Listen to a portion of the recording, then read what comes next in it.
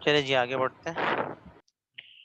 मैं एक minute chat window भी ओपन कर लूं ताकि आप लोग क्यूरीज जो हो साथ साथ उनका पता चलता रहे मुझे भी।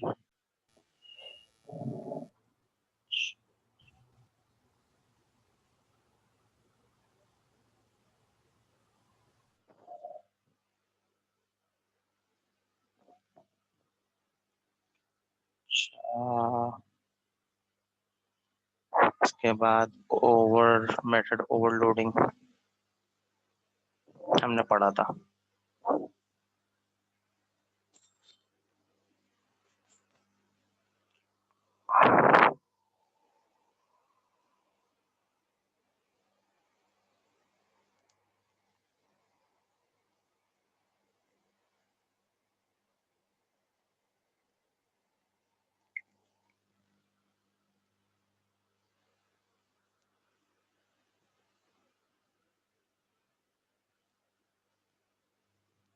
अच्छा जी, मेथड ओवरलोडिंग।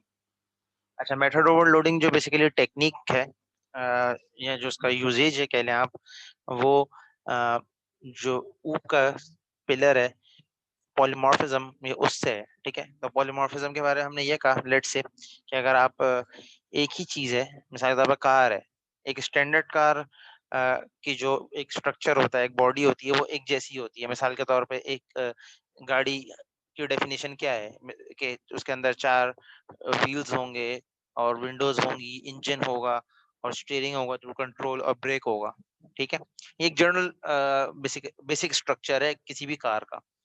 अगर वो कार लेट से हम बोल रहे हैं कि कोई स्पेशलाइज्ड कार है, मिसाल के तौर पे स्पोर्ट्स कार है। ठीक है, तो स्पोर्ट्स कार मेरी आवाज आ रही है?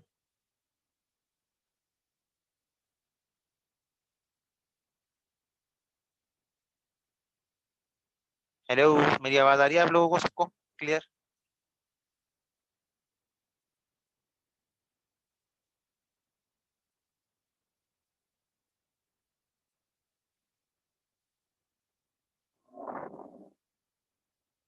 हेलो।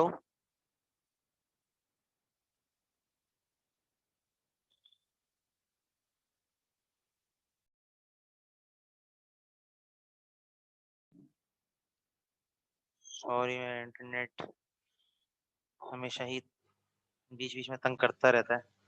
Sorry for interruption. मेरी आवाज क्लियर आ रही है सबको? ये बता दें। अच्छा जी, चलें, गुड है। अच्छा जी, तो जो मेथड ओवरलोडिंग है बेसिकली वो जब हम इम्प्लीमेंट करने ऑब्जेक्ट ओरिएंटेड के हम सेकंड पिलर को इम्प्लीमेंट करना चाहते हैं जिसका नाम पॉलीमॉर्फिज्म है, उसके लिए जो एक तरीका है वो मेथड ओवरलोडिंग है। ठीक है, और मेथड ओवरलोडिंग को समझने के लिए या पॉलीमॉर्फिज्म को समझने के लिए सबसे आसान एग्जांपल मिसाल के तौर पे एक कार है। ठीक है, तो एक कार का एक जनरल स्ट्रक्चर एक ही होता है। मिसाल के तौर पर एक कार है, उसके अंदर 2-4 व्हील्स होंगे और उसमें एक इंजन होगा, एक स्टीयरिंग होगा टू कंट्रोल, और एक ब्रेक होगा, एक्सीलरेटर होगा जिससे वो कार मूव करेगी। ठीक है, तो ये एक बेसिकली डेफिनेशन है कार की। ठीक है, और इसी डेफिनेशन को हम यूज करते हुए इससे स्पोर्ट्स कार भी बना सकते हैं। इसी डेफिनेशन को हम यूज करते हुए इससे एक हाइब्रिड कार भी बना सकते हैं, इलेक्ट्रिक कार भी बना सकते हैं, डिफरेंट टाइप ऑफ कार्स बना सकते हैं। ठीक है, तो जब भी हमें ऐसा प्रॉब्लम फेस कर रहे हो हम लोग जहाँ पे हम एक या हम यूज करना या इम्प्लीमेंट करना चाहें कि हम एक स्केलेटन बना लें, पहले एक स्केलेटन स्ट्रक्चर बना लें और उस स्केलेटन स्ट्रक्चर को फिर हम लोग मल्टीपल वेज से यूज कर लें, तो उसके लिए one of the best way method overloading है। ठीक है, कि आप क्या करें कि आप मिसाल के तौर पर लेट से आपकी क्लास है, ओवरलोड की हमने क्लास बनाई। ठीक है, उसका कुछ भी नाम हो सकता है। उसमें हमने एक मेथड बनाया ओवीएल डेमो। ठीक है, ओवरलोडिंग डेमो बेसिकली इसकी अगर फुल फॉर्म इसको करें तो हमने ओवीएल डेमो एक स्ट्रक्चर बना लिया, एक स्केलेटन बना लिया कह लें। ठीक है, उसमें हमने कोई भी पैरामीटर पास नहीं करे, कुछ भी पास नहीं किया। फिर हम ओवीएल डेमो को ओवरराइट कर रहे हैं। ओवरराइट करने के लिए जो वे है, आपका मेथड का नेम सेम रहेगा। ठीक है, उसकी टाइप चेंज हो सकती है। ठीक है, उसकी एक्सेस टाइप भी सेम है। ठीक है, और आप उसमें पैरामीटर्स या डिफरेंट चीजें आप उसमें कर सकते हैं। ठीक है, मिसाल के तौर पे पब्लिक वॉइड ओवीएल था, तो इसमें हमने कुछ भी पास नहीं किया, तो हमने प्रिंट करा दिया simple with no parameter, OVL demo with no parameter. ठीक है, फिर हमने नेक्स्ट एग्जांपल में हमने एक पैरामीटर पास किया। ठीक है, इसी तरीके से हमने इसको फर्दर ओवरराइड करके दो पैरामीटर्स को पास किया और जो भी उनकी वैल्यूज थी उनको सम कर लिया। इसी तरीके से उनका एक और इंस्टेंस बनाई, एक और उसको वे अराउंड यूज किया, उसका हमने टाइप चेंज कर दी, उसकी टाइप हमने डबल कर दी और उसमें हमने फिर उसको दो पैरामीटर्स को पास किया। ठीक है, इसी तरीके से हमने मैट एरेस को भी ओवीएल डेमो को यूज करते हुए एरेस को भी ओवरलोड करना देखा था। ठीक है, जिसमें हम क्या कर रहे थे, one by one value basically insert कर रहे थे और वन बाय वन वैल्यू को प्रिंट कर रहे थे एज अ आउटपुट। ठीक है, तो यहाँ पे हम लोग क्या कर रहे थे सिंपल इस वाले एग्जांपल में कि यहाँ पे जो हमारा पैरामीटर है वो एक इंटीजर होगी, इंटीजर की एरे होगी जिसका नाम हमने यहाँ पे ARR रख दिया। ठीक है, यहाँ पे हमने क्या किया कि हमने एक वेरिएबल बना लिया रिजल्ट के नाम से, लूप चला दिया from zero index to till the array length.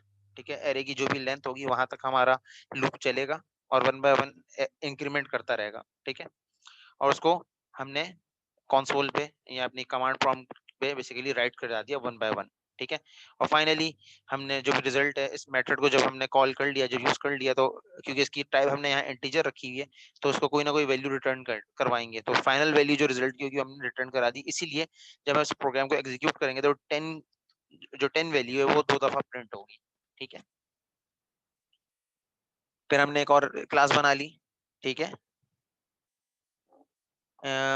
Ayesha के क्वेश्चन है यहाँ पे, हम एक ही क्लास में मल्टीपल मेथड्स बना रहे हैं with changing data type value. बिल्कुल, हम एक ही मेथड का नेम को यूज करते हुए, एक ही मेथड सिग्नेचर कह सकते हैं आप इसको, एक ही मेथड के सिग्नेचर को यूज करते हुए जो जिसको हम नाम कह रहे हैं उसकी डिफरेंट फॉर्म्स बना रहे हैं। यानी हमने फॉर एग्जांपल चीनी ले ली, एग्जांपल आसान कर देता हूँ, चीनी ले ली, अब चीनी से हम जेली भी बना रहे हैं, चीनी से हम कस्टर्ड भी बना रहे हैं, चीनी से हम डिफरेंट चीजें बना रहे हैं। ठीक है, तो आप इसको ये समझ सकते हैं, इस तरीके से भी समझ सकते हैं कि शुगर के नाम से एक मेथड है और शुगर के मेथड को बेसिकली हम डिफरेंट तरीके से यूज कर रहे हैं। ठीक है, जब कैंपस खुले तो सारे बना के भी ले आना। ठीक है, अगर खुलता है तो मुझे नहीं लगता खुलेगा कैंपस हालात के लिहाज से। खैर, मजाक था। अच्छा जी, हमने क्या किया फिर, क्लास ओवरलोड एक और क्लास बना ली, उसके अंदर एक मेथड बना लिया सिंपल। ठीक है, उसमें एक ऑब्जेक्ट बना लिया ओवरलोड क्लास जो हमने ऊपर नाम रखा है। ठीक है, और उसमें हमने दो वेरिएबल बना लिए, रेस्ट आई मतलब रिजल्ट ऑफ इंटीजर और rest D basically result of double, जो डबल वैल्यूज है उनका रिजल्ट। ठीक है, और ये जो भी हमारा जो हमारा ऑब्जेक्ट था उससे हमने ओवीएल डेमो को, जो उसकी लास्ट इंस्टेंस, जो उसकी विदाउट एनी पैरामीटर इंस्टेंस थी उसको कॉल किया, देन सिंगल इंटीजर के साथ जो इंस्टेंस थी उसको कॉल किया, और फिर डबल के साथ जो इंस्टेंस थी उसको कॉल किया और उनकी वैल्यूज को साथ साथ प्रिंट करा लिया। ठीक है, और डबल की वैल्यू को पास करके डबल की वैल्यू को प्रिंट करा लिया। इसी तरीके से एरे की एग्जांपल, जो एरे वाली जो इंस्टेंस हमने बनाई इसकी है, जो जो इसके हमने मॉर्फ किया जो उसको। ठीक है, उसमें हमने एक सिंपल जो एरे वैल्यू दी उसको सेट कर दिया, उसको हमने 1 to 10 एलिमेंट्स की लेकर हमने उसको 10 एलिमेंट्स की एरे पास कर दी। ठीक है, और जो भी हमारी एरे थी उसको हमने वन बाय वन प्रिंट भी करवा लिया। ठीक है, और ये जब ओवीएल जब ये एरे बेसिकली हम पास करेंगे यहाँ से, ठीक है, तो ये बेसिकली पास होगी इस वाले ओवीएल डेमो के इंस्टेंस को जो हमने इम्प्लीमेंटेशन करी है, और ये वन बाय वन बेसिकली उसको इम्प्लीमेंट कर देगा। एरे वाले में हम लोग ये कर रहे हैं कि हम लोग वन बाय वन वैल्यू को बेसिकली पास कर रहे हैं और वन बाय वन उस वैल्यू को प्रिंट करवा रहे हैं। तो यहाँ पे जो डिफरेंट हमने ओवरलोडिंग करी है इस ओवीएल डेमो के नाम से जो मेथड है उसकी, तो उसकी एरे के साथ भी हमने इम्प्लीमेंटेशन करके देखी थी। ठीक है, तो उसमें सिंपली क्या हो रहा है कि जिस तरह हम रिक्वायर्ड आर्गुमेंट या रिक्वायर्ड पैरामीटर रखते हैं, तो हमने पैरामीटर यहाँ पे इंटीजर की एरे रखा है। ठीक है, उसका जो सिंटेक्स है वो ये है। ठीक है, और उसका जो नाम हमने फिलहाल रखा है वो ARR रखा है। यानी AR जो भी हम यहाँ पे एरे सेंड करेंगे वो बेसिकली ARR बन जाएगी ऑटोमेटिकली, और जो भी ARR की लेंथ होगी वहां तक हमारा लूप चलेगा ठीक है, 1 बाय 1 इंक्रीमेंट होगा क्योंकि आई प्लस प्लस लगा हुआ है, और जो भी वैल्यू ARR की उस इंडेक्स की होगी वो रिजल्ट के अंदर 1 बाय 1 हम डंप करते रहेंगे और उसको प्रिंट करवा लेंगे। ठीक है, और यहाँ पे जब हम इसको कॉल कर रहे हैं ना, जहाँ पे हम जब फाइनली इसको प्रिंट कर रहे हैं, तो यहाँ पे हमने ARR की वैल्यू सेट कर ली, यहाँ पे हमने एरे बना ली उसकी कंप्लीट। ठीक है, और यहाँ पे हम उसको जो उसकी हमने जो उसका ऑब्जेक्ट बनाया है OVL डेमो का, तो उसको हमने कॉल किया और उसको एरे पास कर दी, जो हमने ये एरे बनाई है ARR।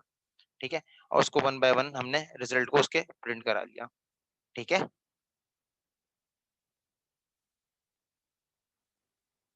एग्जीक्यूट कर लेते हैं तो आप देख लो कि रिजल्ट फ्रॉम एरे ये ARR 10 आया 2 दफा, और ये लूप चला है 1 से 10 तक। ठीक है, तो 10 आने की 2 दफा वजह मैंने बताई थी कि वो रिटर्न स्टेटमेंट जो ऊपर हमने लगाई है उसकी वजह से 2 दफा आएगा, और फाइनल वैल्यू जो एरे के अंदर स्टोर हो रही होगी, मतलब जो फाइनल इंडेक्स की वैल्यू है वो 10 ही है। ठीक है, बाकी ये नो पैरामीटर्स है, विद 1 पैरामीटर है, विद 2 इंटीजर पैरामीटर है, with 2 double type of parameter है। ठीक है, और इस तरीके से आपका रिजल्ट ऑफ OVL डेमो है, जो भी आप प्रिंट करवा रहे हैं। ठीक है, इनका सम है, इसमें ये भी इनका सम इस तरीके से आ रहा है, और ये आपका इम्प्लीमेंटेशन हो गई। ठीक है, तो ये मेथड ओवरलोडिंग हमने इस तरीके से बेसिकली इम्प्लीमेंट करी थी, और मैं साइड में कर दूं, क्लोज ही कर देता हूँ, बाद में इसको क्लीन कर देंगे। ठीक है, अच्छा, इसी तरीके से method overloading with type casting भी करी थी हमने। टाइप कास्टिंग की के बारे में इतना कि बारे में जब हमारी डिस्कशन हुई थी तो मैंने ये बताया था कि टाइप कास्टिंग बेसिकली क्या है कि फॉर एग्जांपल आपने एक वेरिएबल बनाया, ठीक है, जिसकी जो टाइप है वो इंटीजर है, लेकिन आपका जो प्रोग्राम है उसमें आप सर्टेन पॉइंट पे आप उस इंटीजर वैल्यू को as a floating value use करना चाहते हो। ठीक है, तो अगर खाली एक जगह पे आपको पूरे प्रोग्राम में उसको एज अ फ्लोट यूज करना है, बाकी पूरे प्रोग्राम का फ्लो बिल्कुल ठीक है, तो उसके लिए जो एक कैपेबिलिटी है प्रोग्रामिंग लैंग्वेजेस के अंदर, उसको टाइप कास्टिंग कहा जाता है। तो टाइप कास्टिंग क्या करती है, टेम्परेरीली उस वेरिएबल की वैल्यू को उस टाइप में कन्वर्ट कर देती है। Type casting is sort of type conversion भी कह सकते हो। ठीक है, कि आप जो भी वैल्यूज को पास करोगे वो एक तरीके से उस टाइप में थोड़ी जब तक उस वेरिएबल को आप यूज कर रहे हो या उसको कॉल कर रहे हैं तो उसकी वैल्यू उस टाइप में कन्वर्ट हो जाएगी। ठीक है, तो लेट्स से मैं इसको जूम भी कर लूं, 1 मिनट।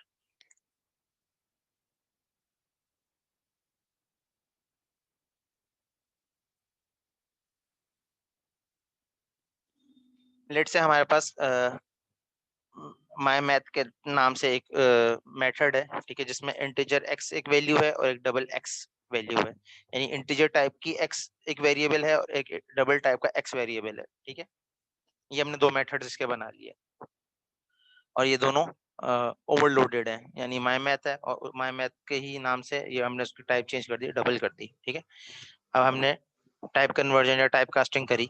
ठीक है, उसमें जब हमने इसका हमने क्या किया, हमने ओवरलोडिंग के नाम से जिस भी जो क्लास का नाम था उसका ऑब्जेक्ट बना लिया।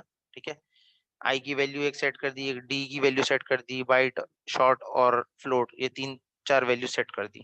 ठीक है, फिर हमने क्या किया, हमने जो माय मैथ ऊपर बनाया था ऑब्जेक्ट, ठीक है, उसको इन टाइप्स में कास्ट करना शुरू कर दिया, यानी डबल और इंटीजर में कास्ट कर दिया। यानी यहाँ पे जो आई है, ठीक है, ये इंटीजर ही है इत्तेफाकन, और ये फर्स्ट टाइम जो डी है ये भी इंटीजर ही है, लेकिन यहाँ पे जो बी है, ठीक है, 99, ठीक है, जो 99 बेसिकली टाइप कन्वर्ट होके इंटीजर हो जाएगा, हालांकि इसकी टाइप जो है वो बाइट है। ठीक है, इसी तरीके से इसकी शॉर्ट टाइप है, तो ये भी जो शॉर्ट है ये आपका इंटीजर टाइप में कन्वर्ट हो जाएगा। इसी तरीके से फ्लोट है, ये आपका डबल टाइप में कन्वर्ट हो जाएगा। ठीक है, तो आप क्या कर रहे हैं कि जो आप अपने आपने ऊपर जो मेथड्स इंप्लीमेंट करें उनको डिफरेंट वैल्यूज पास करके उनकी टाइप चेंज कर रहे हैं, क्योंकि आपने ऊपर तो जो जहाँ पे आपने इन मेथड्स की को डिफाइन किया, उनकी मेथड्स की डेफिनेशन है, उनमें आपने उसकी automatically type pre defined set करी हुई थी। तो आप जब आप उसको वैल्यू सेंड करेंगे तो वो अपनी जो भी उसकी टाइप है बिल्ट इन उसमें कन्वर्ट कर देगा।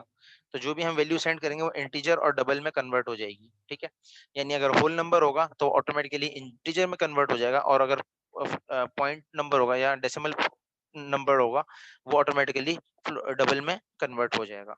ठीक है, ये चीज क्लियर है? तो एग्जीक्यूट भी कर लेते हैं, तो आप देख सकते हो सबकी टाइप्स आ रही हैं, integer, double, integer, integer, double. ठीक है, क्लियर है ये चीज?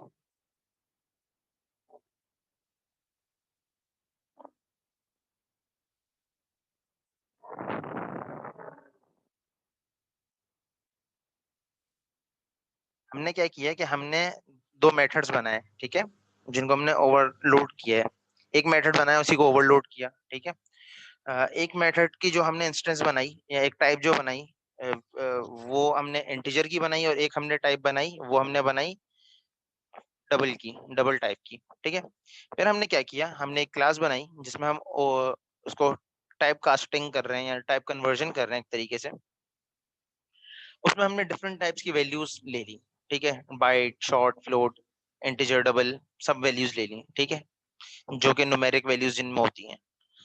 फिर क्या किया, जब हम इन वैल्यूज को अपने मेथड्स को जब पास करेंगे, ये जो हमने ओबी बेसिकली बनाया है, ऑब्जेक्ट बनाया है, तो ओबी की हेल्प से जब हम ये माय मैथ को एक्सेस करेंगे, ठीक है, तो जो होल नंबर्स वाली वैल्यू है, ठीक है, लेट्स से 10, 99, 10, तो ये ऑटोमेटिकली इंटीजर में कास्ट हो जाएंगी। और जितनी भी पॉइंटेड वैल्यूज हैं, ठीक है, डेसिमल नंबर्स हैं, वो ऑटोमेटिकली डबल में कास्ट हो जाएंगे। ठीक है, तो आप की जो वैल्यूज थी, लेट्स से ये आई 10 था, डबल की वैल्यू 10.1 थी, बाइट 99 था, ये शॉर्ट टाइप थी, इसकी बाइट टाइप थी, इसकी फ्लोट टाइप थी। लेकिन जब आप इसको कॉल करेंगे, इस कोड को चलाएंगे, कंप्लीट कोड को, मिनट इसको मैं बंद कर दूं। ठीक है, तो ये जितनी भी बाइट है, शॉर्ट है, फ्लोट है, ये ऑटोमेटिकली टाइप कन्वर्ट होकर इंटीजर और डबल में कन्वर्ट हो जाएगा। ठीक है, तो उसका एक जो कहने आप सबूत है वो ये है, ये कन्वर्ट हो गया कि जब ये इंटीजर वाला माय मैथ कॉल हो रहा है, ये डबल वाला माय मैथ कॉल हो रहा है, ये इंटीजर वाला माय मैथ कॉल हो रहा है, हालांकि ये बाइट था और ये शॉर्ट था 10, और इसी के से ये फ्लोट था, ये 10.5, ये डबल में कन्वर्ट हो गया। ठीक है, तो टाइप कन्वर्ट हो गई इसकी। इसको टाइप कन्वर्जन भी कहते हैं, टाइप कास्टिंग भी कहा जाता है। ठीक है, दोनों वर्ड्स यूज करते हैं। वैसे अप्रोप्रिएट वर्ड इसका टाइप कास्टिंग है, जो टर्म है इसकी। क्लियर है मुनीब?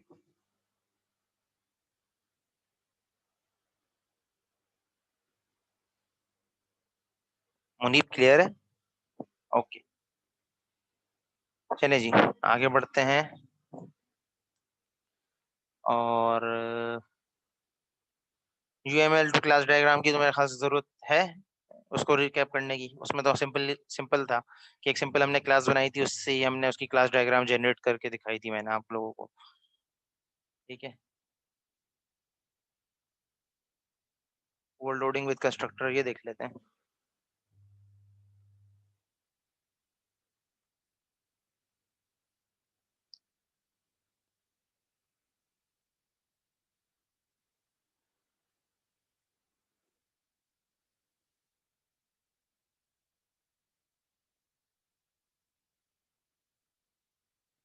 इनहेरिटेंस में करता हूँ रिपीट इंशाल्लाह, अभी इसके बाद इनहेरिटेंस पे ही आ रहा हूँ। ठीक है, जैसे हम मेथड्स को ओवरलोड कर सकते हैं, इसी तरीके से हम कंस्ट्रक्टर्स को भी ओवरलोड कर सकते हैं। ठीक है, तो उसकी एक सिंपल एक डेमो है। जिस तरह माई क्लास के नाम से मैंने एक कंस्ट्रक्टर बना लिया। ठीक है, तो my class with parameter, without parameter, with integer type, with double type, with multiple parameters, तो सारा काम जैसे हम मेथड्स के साथ प्ले अराउंड कर सकते थे, वही सेम काम हम कंस्ट्रक्टर्स के साथ भी कर सकते हैं। ठीक है, और इसको यहाँ पे वही काम किया कि इसके मल्टीपल इंस्टेंसेस बना के उनको कॉल करके उनकी वैल्यूज को प्रिंट करा लिया।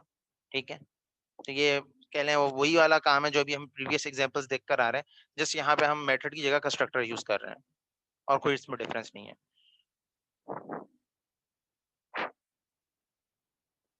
अब आ जाते हैं इनहेरिटेंस के ऊपर, जो कि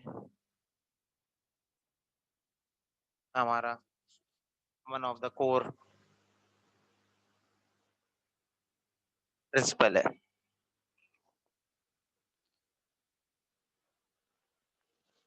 अच्छा जी, इनहेरिटेंस हम कब यूज करते हैं?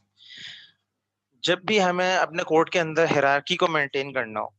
ठीक है, जो हमारा कोड बेस जो भी है वो ऐसा है जिसके अंदर हमें हायरार्की को मेंटेन करना है या हायरार्किकल स्ट्रक्चर को इम्प्लीमेंट करना है, तो वहाँ पे हम इनहेरिटेंस यूज़ करते हैं, ठीक है? तो ऑब्जेक्ट ओरिएंटेड के जो प्रिंसिपल्स हैं, उनमें से हम लोग सबसे मतलब जो फ्लेक्सिबिलिटी हमें देता है, वो इनहेरिटेंस देता है कि अगर हम फॉर एग्ज़ाम्पल एक क्लास बना लें, तो एक पेरेंट है मिसाल के तौर पे, ठीक है? तो उसके हम मल्टीपल इंस्टेंसेस बना सकते हैं, ठीक है? और उसको मल्टीपल इंस्टेंसेस बनाने के लिए एक तो तरीका ऑब्जेक्ट है, ठीक है? दूसरा तरीका क्लासेस को क्लासेस के साथ जॉइन करने का, ठीक है? उनका रिलेशनशिप एस्टेब्लिश करने का जो तरीका है, वो बेसिकली इनहेरिटेंस है, ठीक है? मिसाल के तौर पे अगर 2 क्लासेस हैं, उनके बीच में कोई रिलेशनशिप नहीं है और आप उनको रिलेट करना चाहते हैं, उनको मैप करना चाहते हैं, मिसाल के तौर पर शेप्स है, ठीक है? अब शेप्स बहुत सारे शेप्स हैं, रेक्टेंगल भी एक शेप है, ट्रायंगल भी एक शेप है, स्क्वायर भी एक शेप है, पैरेललोग्राम, ट्रेपेजियम, ये सारे अलग-अलग डिफरेंट शेप्स हैं, ठीक है? लेकिन आप क्या कर सकते हो इनहेरिटेंस के सिनेरियो के अंदर कि शेप्स की आप एक क्लास बना लो, फिर अ 2D शेप्स जो हैं उनकी आप एक कैटेगरी बना लो, 3D शेप्स की आप एक अलग कैटेगरी बना लो, 4D शेप्स की आप अलग कैटेगरी बना लो, 5D शेप्स की अलग कैटेगरी बना लो, 6D शेड्स की जिसको हेक्सागोन, हेप्टागोन जो होते हैं उनकी आप अलग कैटेगरी बना लो। तो क्या होगा कि इससे आपकी जो पूरी शेप्स है उसकी पूरी हायरार्की आपके पास बन जाएगी, ठीक है? तो जो आप की पूरा जो एक तरीके से ये रिलेट हो जाएँगे सारे शेप्स एक दूसरे से।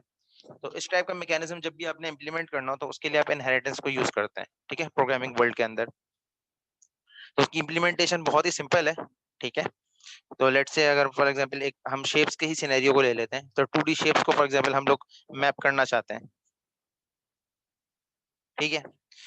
तो उसकी क्लास लेट्स से क्लास है 2D शेप्स के नाम से बना ली, ठीक है? उसके अंदर हमने 2 वेरिएबल्स बना लिए, ठीक है? विड्थ एंड हाइट के नाम से, ठीक है? और एक मेथड बना लिया शो डायमेंशन के नाम से, शो डिम जिसका नाम रखा हुआ है कि जो भी हाइट हम एंटर करेंगे, जो भी हम विड्थ एंटर करेंगे, वो बेसिकली यूज़ हो जाएगी। फिर हमने क्या किया कि हमने इस ये पेरेंट क्लास थी 2D शेप की, ठीक है? इससे हमने एक और क्लास बनाई ट्रायंगल, यानी 2 डायमेंशनल शेप्स जो होते हैं उसमें से ट्रायंगल भी एक शेप है, ठीक है? तो हमने क्या किया कि ट्रायंगल 2D शेप्स को इनहेरिट कर लिया ट्रायंगल के अंदर, ठीक है? इनहेरिट करने का मतलब क्या है कि जो भी 2D शेप्स के अंदर जितनी भी इंस्टेंसेस हैं, जो वेरिएबल्स हैं, जो उसके मेथड्स हैं, वो सारे के सारे मैं एक्सेस कर सकता हूँ, ठीक है? और जो 2D शेप है वो मेरे ट्रायंगल के मेथड्स को एक्सेस नहीं कर सकता क्योंकि ये बाय डायरेक्शनल इनहेरिटेंस नहीं होती, सिंगल डायरेक्शनल इनहेरिटेंस होती है और चाइल्ड टू पेरेंट की तरफ इसका वो पेरेंट टू चाइल्ड की तरफ इसका बेसिकली होता है कि चाइल्ड के अंदर पेरेंट की सारी खुसूसियात होती हैं लेकिन अ, जो पेरेंट है उसके अंदर चाइल्ड की सारी खुसूसियात होंगी ये लाज़मी नहीं है, ठीक है? उसको अगर यूज़ करना है तो उसके लिए फिर दूसरा जो वे अराउंड है वो फिर ऑब्जेक्ट्स ही हैं, ठीक है? तो सी शार्प के अंदर जो इनहेरिटेंस करने के लिए हम यूज़ करते हैं, ठीक है? जो सिंटैक्स है वो है ड्राइव्ड क्लास, जो क्लास बेसिकली जो चाइल्ड क्लास होती है उसको ड्राइव्ड क्लास भी कहा जाता है और जो पेरेंट क्लास होती है उसको बेस क्लास भी कहा जाता है, ठीक है? तो derived class colon parent class, ठीक है? तो ये इसका बेसिकली सिंटैक्स है और हमने जो ड्राइव्ड क्लास है अब उसमें हमने एक एडिशनल प्रॉपर्टी डाल दी स्टाइल की, ठीक है? या एडिशनल फील्ड डाल दी स्टाइल की। एक नया मेथड बना लिया एरिया जो कि विड्थ और हाइट को यूज़ कर रहा है और हालाँकि हमने विड्थ और हाइट ट्रायंगल के अंदर कहीं भी शो नहीं मतलब इसको इम्प्लीमेंट नहीं किया। लेकिन हमने क्योंकि 2D शेप को इनहेरिट किया हुआ है, तो इसलिए हम विड्थ और हाइट को एक्सेस कर सकते हैं। तो विड्थ और हाइट जो भी 2D शेप की सेट होगी ऑटोमेटिकली ट्रायंगल को पास हो जाएगी। सही? और इसी तरीके से जो भी इसकी वैल्यूज़ आएँगी उनको मल्टीप्लाई करके डिवाइड बाय 2 कर दिया क्योंकि ट्रायंगल का जो एरिया का फ़ॉर्मूला है वो half into width into height इसका फ़ॉर्मूला होता है, ठीक है? तो हाफ की जगह 1 को आप हटा दें तो डिवाइड बाय 2 आ जाएगा ऑटोमेटिकली, ठीक है?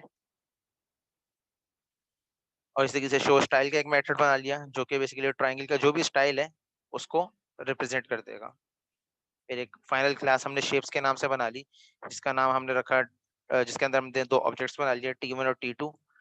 T1 का स्टाइल, हाइट, विड्थ पास करी, T2 के अंदर हाइट, स्टाइल, विड्थ पास करी और उनकी वैल्यूज़ को हमने सिंपली प्रिंट करा लिया। Area of triangle 1, area of triangle 2 और जो भी उसकी इन्फॉर्मेशन है, जो कि आइसोसेलेस है और ट्रायंगल की हाइट क्या है, विड्थ क्या है, उसको एरिया कैलकुलेट करके आपको दे देगा। ठीक है? ये चीज़ क्लियर है? अगर आप इसकी डायग्राम भी देखना चाहो, क्लास डायग्राम, तो ये इसकी ये आप देख सकते हो कि इसकी हायरार्की बेसिकली बन गई, इसका रिलेशनशिप स्टेब्लिश हो गया यहाँ पे। ठीक है, क्लियर है? तो ये बेसिकली आपके पास इंफॉर्मेशन ऑफ ट्रायंगल 1 ये सारी आ गई, और इंफॉर्मेशन ऑफ ट्रायंगल 2 सारी आ गई। ठीक है, मेन मेथड में हमने दो ऑब्जेक्ट्स बनाए ट्रायंगल के, ठीक है, और उन ऑब्जेक्ट्स को हमने यूज करते हुए जो वैल्यूज थी वो पास कर दी, सिंपल। ठीक है, T1 एक इंस्टेंस रख ली, उसमें हमने आइसोसेलेस ट्रायंगल बना लिया, और जो टाइप 2 है वो हमने राइट एंगल ट्रायंगल बना लिया। ठीक है, उसकी वैल्यूज हमने पास कर दी। इसको मैं क्लोज कर दूं 1 मिनट। ठीक है, और इसी तरीके से जो भी इसका आउटपुट था, फिर पहले हमने टाइप 1 जो ट्रायंगल थी उसको प्रिंट कर लिया, फिर टाइप 2 का ट्रायंगल जो था उसकी हमने वैल्यूज को प्रिंट कर लिया। ठीक है, यहाँ तक सब क्लियर है? और किसी चीज को रिव्यू करने की जरूरत है तो बता दें, कि बाकी सारे इनहेरिटेंस से ही फिर एक्सटेंशन थी उसकी, जो बेस कंस्ट्रक्टर है वो उसका भी यही कॉन्सेप्ट था। और क्या आप अगर बेस क्लास के अगर इनहेरिटेंस कंस्ट्रक्टर के साथ करना चाहो तो वो आप कंस्ट्रक्टर के अंदर भी, जैसे हम मेथड के अंदर इनहेरिटेंस करते हो, वैसे ही आप कंस्ट्रक्टर्स के साथ भी इनहेरिटेंस कर सकते हो। ठीक है, और अगर आप रिवर्सल यानी पेरेंट टू चाइल्ड के बजाय कंस्ट्रक्टर को कॉल करने के चाइल्ड पेरेंट टू चाइल्ड तो हम नॉर्मल करते, चाइल्ड टू पेरेंट इनहेरिट करके हम कर रहे होते हैं, लेकिन अगर पेरेंट से चाइल्ड के अंदर हम कंस्ट्रक्टर को यूज करते हुए इनहेरिटेंस करना चाहें तो उसके लिए फिर बेस का कीवर्ड था, वो हमने फिर लास्ट टाइम इसको देखा था। तो अगर किसी और चीज की रिव्यू की जरूरत है, रिकैप की जरूरत है, तो मुझे बता दें, वरना हम लोग यहीं पे आज एंड करते हैं। बिफोर मिड यहीं तक है। गेट सेट बता दूं? अच्छा, गेट और सेटर, बिल्कुल मैं गेट और सेटर बता देता हूँ। बेस वाली एग्जांपल को ही ओपन कर लेता हूँ, इसमें गेटर सेटर भी है और इसमें आपके बेस कीवर्ड भी आ रहा है।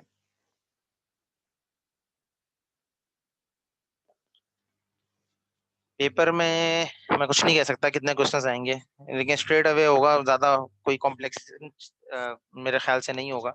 अगर आप जो बेसिक स्ट्रक्चर्स हैं उनको पक्का कर लें, कॉन्सेप्ट जो कोर कॉन्सेप्ट्स हैं उनको स्ट्रॉन्ग कर लें, तो आई होप कि आप अच्छा मार्क्स गेन कर सकते हैं इजीली। अच्छा जी, मिसाल के तौर पे हमारे पास एक क्लास है 2D शेप्स की, अगेन उसी का कॉन्सेप्ट को लेते हुए चल रहे हैं। ठीक है,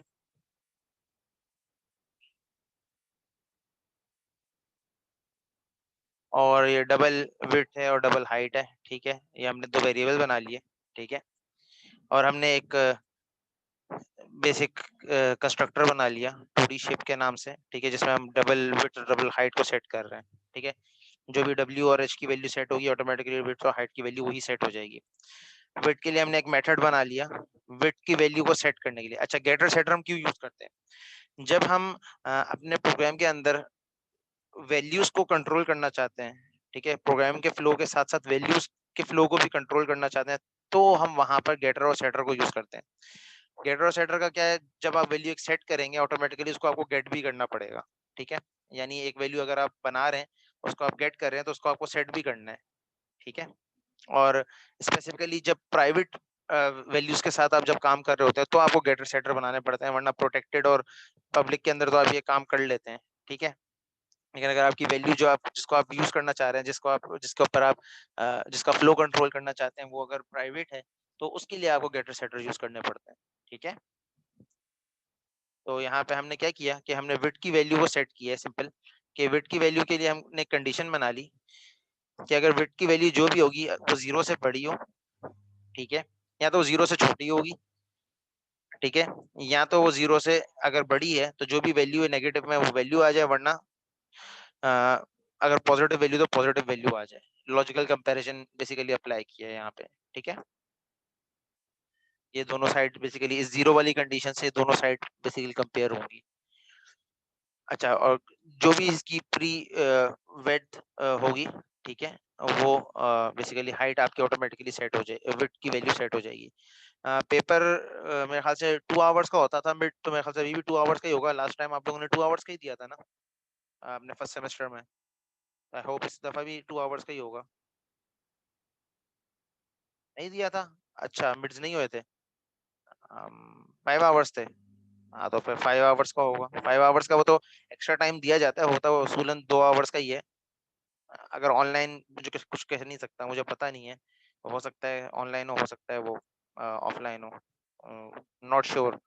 ठीक है, खैर एग्जाम्पल पे वापस आ जाए, इस पे जहन लगा लें।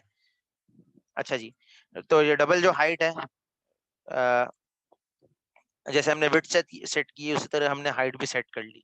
ठीक है, फिर हमने एक और मेथड बना लिया शो डायमेंशन के नाम से, जिसमें हम बेसिकली जो भी हमारे जो चीज जो हमारे पास सिस्टम है, जो भी हमारे पास शेप आ रहा है उसकी हमने हाइट, उसकी डायमेंशंस को शो करने के लिए एक हमने मेथड बना लिया शो डायमेंशन के नाम से। ठीक है, अब यहाँ पे ये हमारी पेरेंट क्लास है।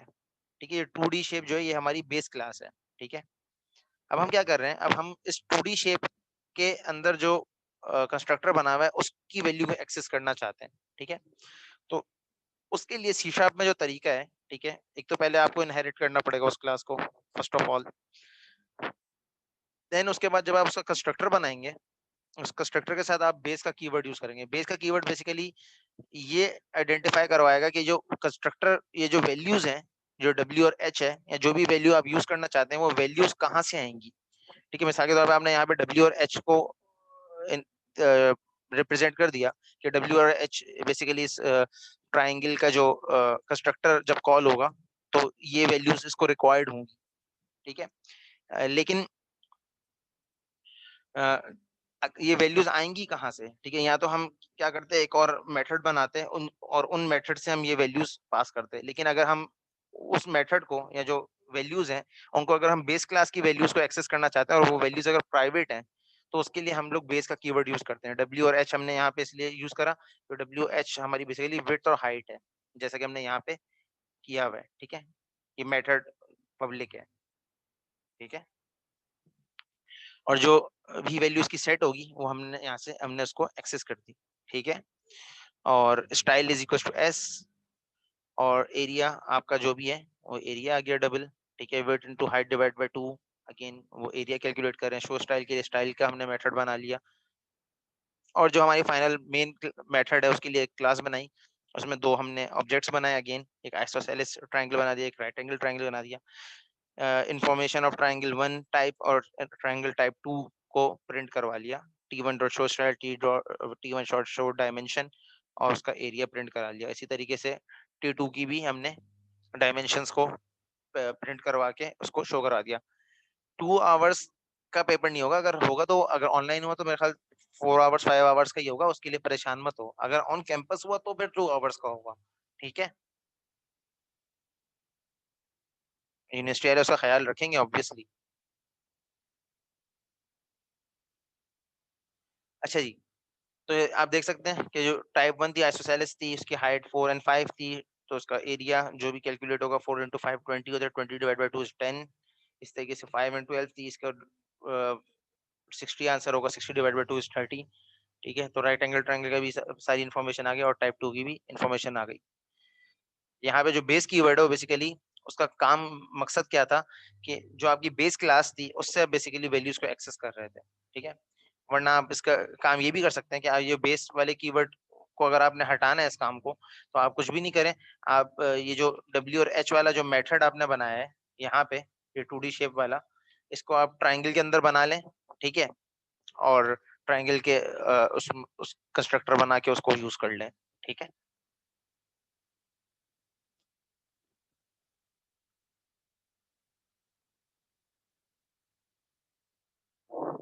ठीक है, और कोई कंफ्यूजन, कोई क्यूरी हो तो पूछ लें, वरना हम यहाँ पे ही एंड करते हैं आज की क्लास को, क्योंकि सारी चीजें तो रिकैप हो गई हैं।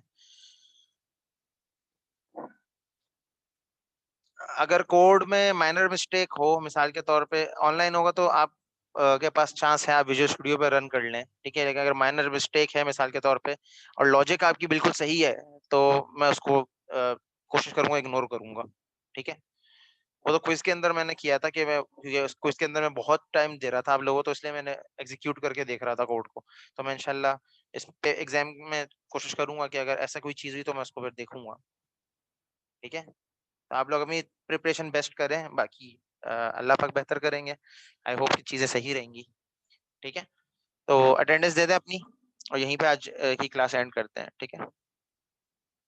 रन ना हो, लॉजिक सही हो, ऐसा कम ही होता है, लेकिन अगर लॉजिक तकरीबन क्लियर है, कोड इस तरीके से लिखा है आपने, तो फिर आपको मार्क्स कुछ ना कुछ तो मिलेंगे इंशाल्लाह, बेहतर मार्क्स मिलेंगे इंशाल्लाह।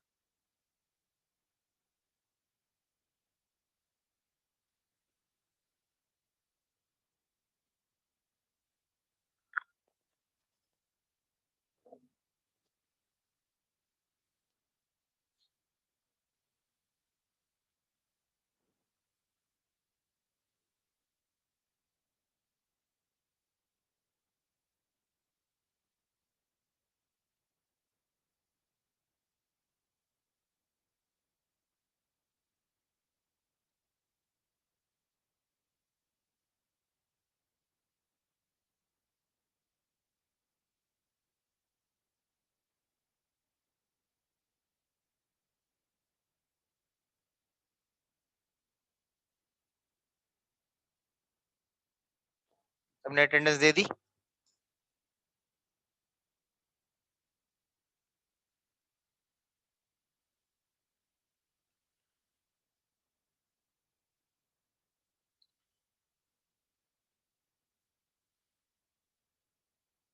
चलिए जी, नेक्स्ट वीक तो इंशाल्लाह आप लोगों का मिड होगा होपफुली। तो टिल देन उसके बाद वीक में मुलाकात होगी, और इंशाल्लाह आई होप कि आप लोगों का एग्जाम भी अच्छा हो। Best of luck. तो टिल देन, अल्लाह हाफिज।